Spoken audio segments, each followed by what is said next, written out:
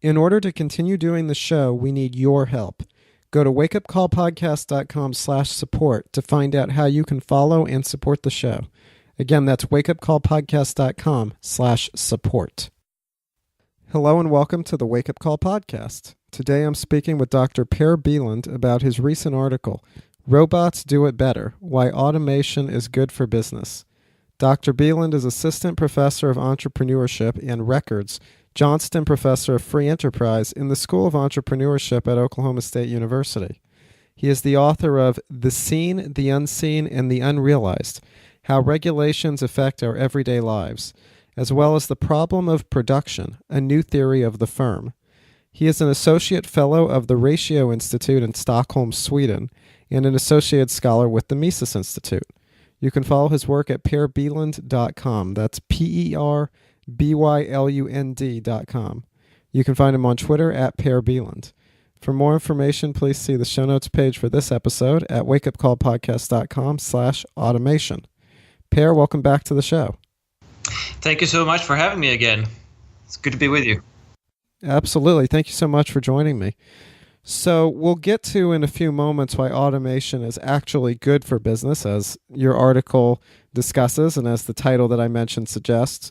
But let's just start out with why people think that it's bad for business, because we do hear this a lot from people of all different backgrounds, of all different political ideologies, of all different economic viewpoints. We do tend to hear that the elimination of jobs and increased automation is actually a negative. So where does that idea come from? Why do so many Americans and so many people around the world think that the elimination of jobs and increased automation is a negative?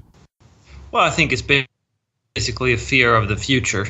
I mean, if jobs get eliminated and we don't know exactly what types of jobs there will be in the future, then it could be the case that I end up without a job. And it's easy to see that if, for instance, college professors are not needed in the future, then what the heck would I do? So I think it's this fear and this uncertainty of what might happen. And I mean, this has been with us since the dawn of time, I suppose, that anything new is a little bit terrifying. And anything new, of course, comes with the uncertainty of knowing exactly what it's going to be like and how it's going to affect me. I mean, you had the original Luddites smashing the spinning jenny during industrialization. I mean, the reason they did that was not so that they could stop the internet from happening. It was because they were spinners and they wanted to get rid of the competition, because they thought, well, if you automate spinning, then they will lose their jobs and they will never find another job. And I think we are still seeing that. I mean, it's a very human emotion, I think, this fear of what will be. Yeah, it definitely is. But as you argue in your article, automation is actually a good thing. It's actually good for business. And increased automation, more advanced machines, more advanced technology, it has led and will continue to lead to a more prosperous and abundant society. So can you explain exactly why that is and go over some more reasons as to why automation is actually a good thing? Well, I mean, first of all, look at it this way. How many people do you know who long for a Monday morning? And how many people do you know who long for Friday night? I mean, it's almost universal that we all long for Friday night when we stop working for the week and not for Monday morning when we had to get up and get to go to work again. Yet at the same time, for some reason, we all are scared that we might lose our jobs. We all want to work less, but we don't want to work a lot less, apparently. But the economic development of the world and economic growth, in a sense, even though that is not as radical, at least it doesn't seem like it, it's all about doing less and getting more. So in a sense, imagine that Friday night comes every Wednesday night instead. You will still hate Monday mornings, but you will only work 3 days a week. And that's where we're going to end up, with more automation and more robots doing some of the tasks and relieving us from hard labor. That's actually the issue here, and not getting unemployed, as many people see it like. Yeah, and I guess most people don't think about why there is a weekend to begin with. Why don't the majority of workers just work 7 days a week at longer than 8 or 9 hours a day? And it's this increased productivity that results from automation, that results from investment in machinery and in new technologies. That's been the main reason why a vast majority of American workers and workers around the world are able to enjoy days off. They're able to enjoy weekends, and they're able to enjoy days at work that are only 8 or 9 hours as opposed to maybe 14 or 15 hours.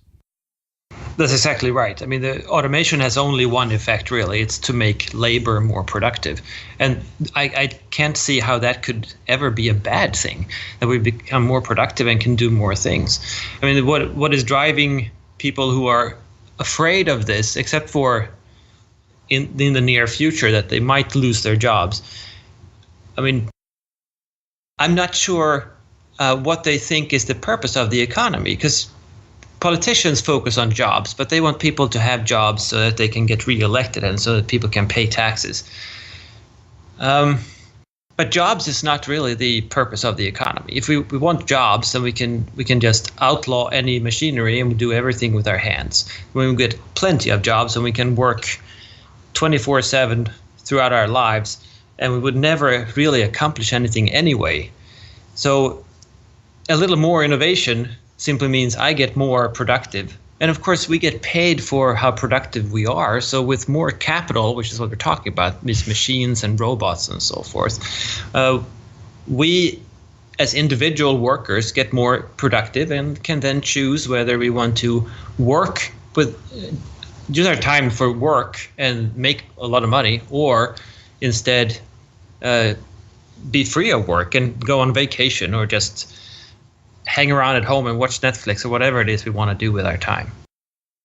Yeah, and of course, most people don't work because, maybe some people do like their jobs, but most people, it seems like today, they don't necessarily work because they like their job or that's how they want to spend 40 or more hours a week. They work because it provides them with an income, with wages that allow them to buy the things they want to buy and live the type of life that they want to live, or at least have a certain standard of living. And as we see increased automation and as we see these new technologies developed, it allows workers to be more productive, to thus be able to earn higher wages, a higher salary, and to thus be able to live at a higher standard of living and live something closer to the life that they want, and to live a much more comfortable life. Absolutely. A job is a means to some other end, right? It doesn't satisfy us all that much to have a job. And as you said, most people probably hate their jobs, whereas some people are fortunate enough to do things that they really love. And that's a great thing, because then you can make money and do something you love at the same time. But labor, the economic category labor, really, is really a burden. And it's a burden you accept because you value the outcome more than the burden you take on.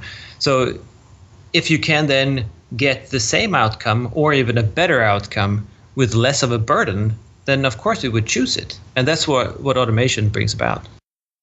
Sure, and automation brings about more opportunities and more ways for people to be doing work that is more in line with the sorts of things they actually enjoy doing. So not only does it make them more productive, but it also provides more opportunities to be doing more different types of work and more satisfying types of work in many cases. Yeah, exactly. And there's a fear that new jobs will not come about somehow with robots, and some people argue that, well, building robots with a sort of AI fear means that the robots will take over, and whoever owns the best robot is going to take over the rest of the world, and then all of us are going to be his slaves. It's not exactly clear why that person would need slaves, since everything is automated, but that's another matter, I suppose. But it's this, we always have a problem anticipating the future and imagining what the future is going to be like. So we think that, okay, well, if all of the manual labor, for instance, which is hard work, but not very productive because we don't have very good machines to do hard labor. If we don't have to do this anymore, what are all these people going to do? Well, it was the same with agricultural society a couple of hundred years ago, right? Where we're all toiling on the fields. And of course, if someone would say, well, only 3% of the population in the future will work with agriculture, everybody would have believed that, well, oh my goodness, in the future we will have 97% unemployment, because no one could imagine that there would be any other types of jobs. Today, it's completely normal for someone to work from their bedroom, basically, doing programming and collaborating with some guy in India over the internet. No one foresaw that. No one understood that that was going to be a pretty normal job for at least the younger generation. So it's this view that there is a limited number of things that need to be done. And if we automate everything, we don't need to do anything anymore. And the purpose of my life and my contribution to society, it just gets erased.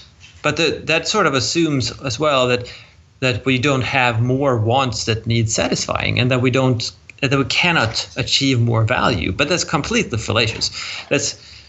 That's completely wrong, because we can always improve our situations, and there are always things that aren't perfect for us, and there isn't perfect contentment, which means that we can always innovate and produce value that is going to be to some person's benefit, and they're willing to pay for it as well then.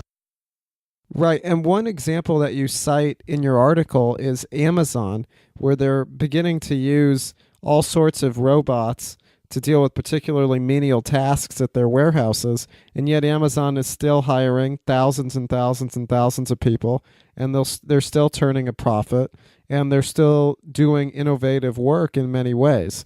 So it really goes to show that even when we have an example right there of even when these robots start performing these tasks that were maybe previously performed by human beings, there's still all sorts of opportunities that open up and all sorts of jobs that become available for workers in other lines of work. Right, and this, I think this is an important example too, because remember, this is during the transition. This is within the same company that is adopting automation and robots to do all this work, and they are still hiring a lot of people. Otherwise, you could think that, okay, well, during the transition, you would fire a lot of people, and you would buy these machines instead. And yeah, there would be some other jobs, but it's not the case that someone who's packing boxes at Amazon can suddenly start designing new robots and become an engineer overnight. That's not going to happen. So during the transition phase, we can all see that this could be a problem. It could be the case that a lot of people are unemployed and have to be retrained or gain other skills before they can get another job. But here we're seeing that even though this transition is really, really fast, within the same company, they're hiring thousands and thousands and thousands of people, even though they are, in fact, replacing many of the manual tasks with automation and robots. Right. And I think a lot of people understand how this increased automation is likely to affect a lot of people in low-skilled jobs or in jobs requiring a lot of physical labor. But something that you mentioned in your article is that it also could affect knowledge-based jobs and jobs held by those with higher education and that are more highly educated. So can you explain a little bit of why that's the case and how those people might be affected? Well, I'm not sure there is anyone anywhere who is safe, in a sense, from automation, whose job cannot be more specialized and more limited, and so that you can work fewer hours to accomplish more.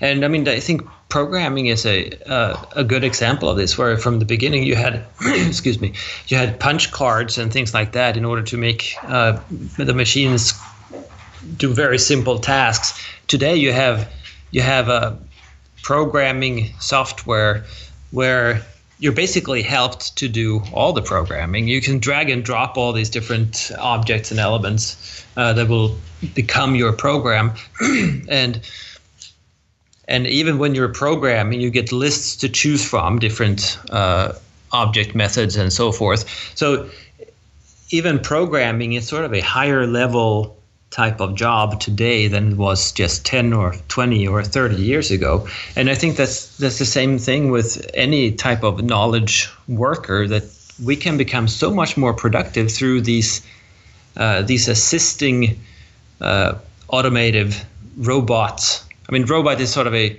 way of scaring people too, because we think of Star Trek or something like that with basically a humanoid type of machine that takes over and is super strong and super smart, and we can't do anything about it, and it's going to take over, and then it's going to create some weapons and kill us.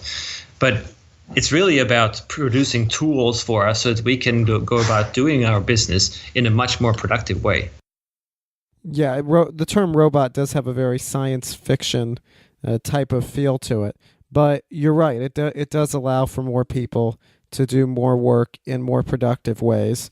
And that, as we discussed earlier, that increased productivity can really help create that abundance and those increased wages and the prosperity that so many people are seeking. Yeah, and this is a natural process, right? People innovate things that are of value to either producers producing for consumers or are of value directly for consumers. And that's how people innovate. But you can force this process too. So by raising the minimum wage very, very drastically, for instance, you force those companies who utilize manual labor to instead buy robots that may not sort of naturally be more economic, such as McDonald's, for instance. It's probably a better idea at this state of the economy anyway to have people serve burgers. But if you raise the minimum wage to a very high level, like $15 or $25 or something like that, then McDonald's is of course going to look at alternatives. So they're going to look at, okay, is there any way that we can figure out how to do this with fewer people? Because people are suddenly very expensive. And we see that too, that in plenty of McDonald's restaurants, there might be these self-serving stations rather than having a person that you order from, simply because the people are getting too expensive. If we're going to continue doing the show, then we need your help. You can donate to us via PayPal. You can make your Amazon purchases through our links. You can learn real history and real economics through Liberty Classroom. And you can learn a foreign language with Rocket Languages. And you can also subscribe, rate, and review the show on iTunes or Stitcher. Amazon, Liberty Classroom, and Rocket Languages are affiliate partners, not sponsors, so we only receive money from them when purchases are made through the special links they have given us. Ratings and reviews on iTunes and Stitcher help us out a lot. Go to wakeupcallpodcast.com/support to find out more about how to follow and support the show. Again, that's wakeupcallpodcast.com/support. Right, so now in your article, one of the things that you discuss is that for the highly educated or the more ambitious individuals, it creates a lot of opportunities to disrupt the industry they're in or an industry that they're not in that they wish to be in. And it really, this increased automation really creates a lot of opportunities for entrepreneurs. And one of the things that you mention is that entrepreneurs in these instances should really be thinking in terms of value rather than cost, and they should be developing completely new ways and new methods of doing things that create opportunities for their customers and satisfy their customers. So can you explain a little bit of why thinking in terms of value as opposed to thinking in terms of cost and just trying to minimize cost, why that is so important and how automation allows for that to be the case for more people? Well, I think automation opens it up to more people to be using their imagination about what they can do. It's not the case that automation itself allows you to think about value, whereas it wasn't possible before. And I think entrepreneurship is about creating value, and cost is secondhand. And this is something that I emphasize in my teachings as well as in my other columns, that in order to get somewhere and do something new in the market, what you need to think about is, how does this contribute to consumers? What type of value am I creating for other people? And if you create enough value, your product is going to sell itself. And you can charge a high price. And And if you can figure out what price you can probably charge for your product, then the cost, all you need to do is choose a way of producing it that is lower than the price that you can charge for it. And the alternative, of course, is to look at the cost and then set the price from there. And that sort of steals or derives us from a lot of value, because if you do that, first of all, you start with, okay, what is already available, and then you combine these things in different ways, and you say, okay, so I can produce something like this, and the inputs are this costly in the market if I buy them today. Okay, and adding a profit percentage to it, and then the price will be this, and I'll charge that. Well, you don't know if this is actually valuable enough, and you don't know if you could charge a lot more. And this is, I mean, cost minimization has its place too, but only after you have discovered whether there is real value in what you're producing. So an entrepreneur should start by thinking, okay, but who is the customer, and what is the value that I'm creating for this customer? And as soon as you realize what that is, and you can get pretty far in understanding, not necessarily getting a number at the value, but you can understand how you make people's lives better through this innovation, whatever it is. And by doing that, you can estimate how much they're willing to pay for it. And from there, you just need to keep the costs low enough to make a profit. Now, if you're creating a ton of value, and you realize that you can create this value with very little cost, that of course means that you're going to make a ton of profit. And it also means that what you're doing is going to attract competing entrepreneurs, which means a lot of people are going to get into that business and produce that value for consumers and populate that market and hopefully automate it and make it less costly so that you can produce even more value for consumers. So, I mean, it's really just simple entrepreneurship in a sense, but we forget that entrepreneurship is about value creation. It's not about cost minimization. Yeah, we do. And if it's just some simple way of minimizing costs, as you point out in your article, incumbent firms, they've probably already looked into that. They've already probably tried to figure out ways to minimize costs. And even if you come up with something that they haven't, just to minimize costs a little bit, it can be very easy for your competitors and for existing firms to implement those small changes. And then seeing as they already have a market created, they already have a customer base, and they already have a name and a reputation in that industry, it can be very hard for an incoming entrepreneur, for a new business to really gain a foothold in that market just by minimizing costs slightly, a little bit through some basic way. Right. If you already have a business, of course you're looking into how can you increase the profit without increasing prices, which means cost minimization. I mean, how can you become a little more efficient and effective in producing whatever it is you're producing so that you can get a larger share of the price yourself? I mean, that is what businesses do. You have already figured out what you're producing and what customers are willing to pay for, because otherwise you wouldn't have a business yet. So, of course, if you enter a market where there are already a bunch of businesses, maybe even mature businesses who have thought about this and sort of innovated, at least on the margin, for 20 years, then how can you enter that market and compete with them with cost minimization? They're probably putting a lot of money and resources into finding how to cut those costs, whereas you cannot, because you don't even have revenue yet. What you can do is to disrupt that market and find a completely different product or a completely different way of doing things that no one thought of before, and thereby create new value. And by doing that, you could definitely undermine their position and steal their customers or whatever. But then we're back to value creation again. I mean, cost minimization is not a way of entering a market. Right, and as you mentioned in your article, increased automation, development of new technologies, it allows for aspiring entrepreneurs to invent new problems and to solve problems that no one ever could have dreamed of existing. No one ever, 15, 20 years ago, no one ever could have thought of the issue of having some device in your pocket on which you can surf the web and watch videos and contact people on the other side of the world and do any number of things that just would have seemed like something out of a science fiction movie 15, 20 years ago. And yet, 10 years ago, Steve Jobs and Apple introduced the iPhone, and now we can't imagine going without some sort of device that can perform those tasks. So automation, new technologies, they allow for entrepreneurs to invent new problems and to solve new problems that never existed before. And their solutions really can benefit all of us, as the case of the iPhone shows.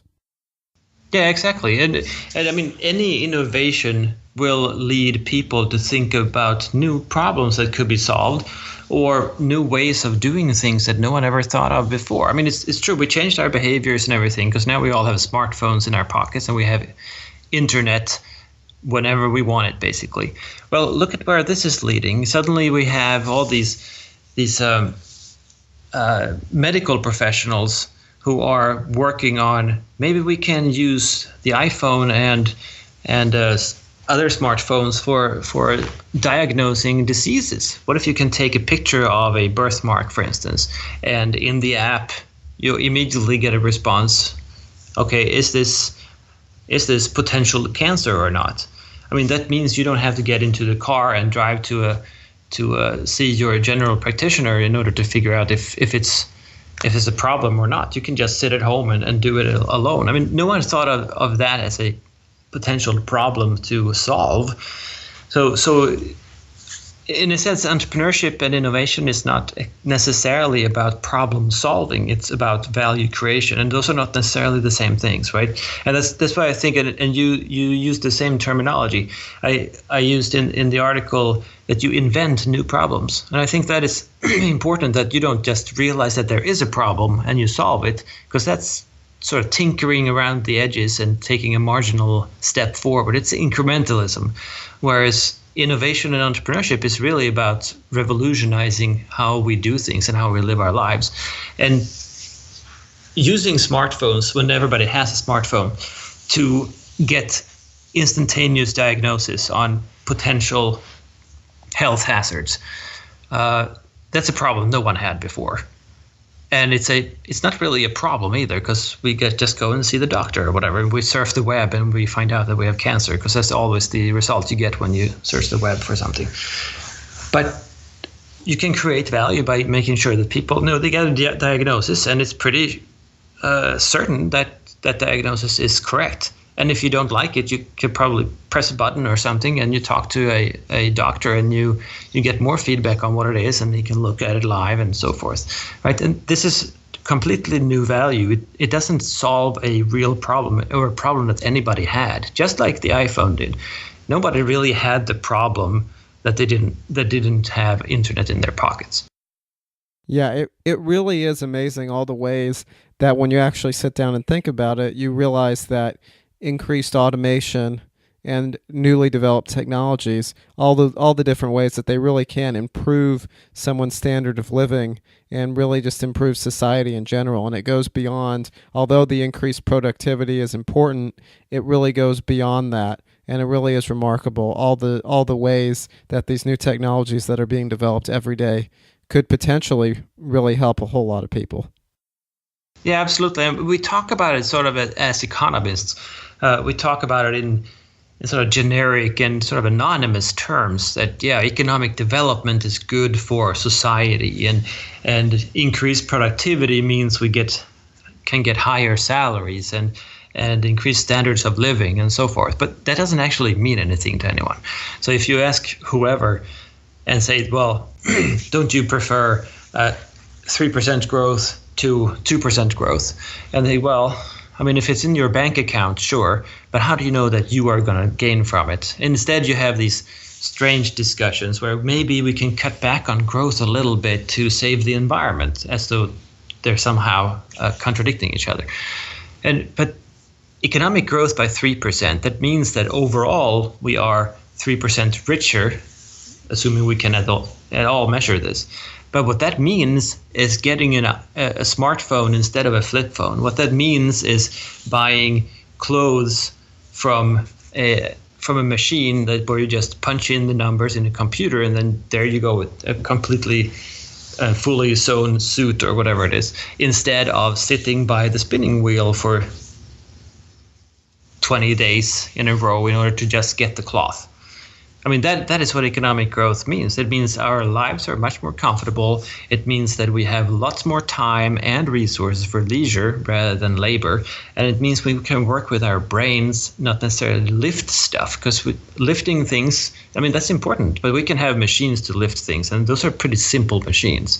And we can replace labor so that people do not get hurt when they're working, and they don't need to be retired early just because they have used their bodies so much. Instead, we can be healthy, live long lives, and have fun in our lives. I mean, that's what we're really talking about. Sure. And in the case of that theoretical, hypothetical suit you mentioned, it also means being able to get that suit at a much more affordable price than if it were made on a spinning wheel, if it were made by hand. Oh, absolutely. I mean, that's what it means with that automation, because if it's one single machine doing it and it's completely automated, well, that best extends the labor that was involved. There was probably not a lot of labor involved in each suit that this machine produces, but it's still a lot of labor involved in figuring out how the machine works, what materials to use, how to program it, maintenance and service, and developing better machines and so forth, right? And shipping and all this stuff. There's plenty of labor involved, but per suit, it's a lot less labor involved, which means that each suit is cheaper, and at the same time, we can pay each labor hour a lot more money. All right, so before we wrap up, do you have any final thoughts on why automation is actually a good thing and not a bad thing like so many people make it out to be? Yeah, I think it's really a matter of thinking about it from the right perspective. I mean, it's not a threat.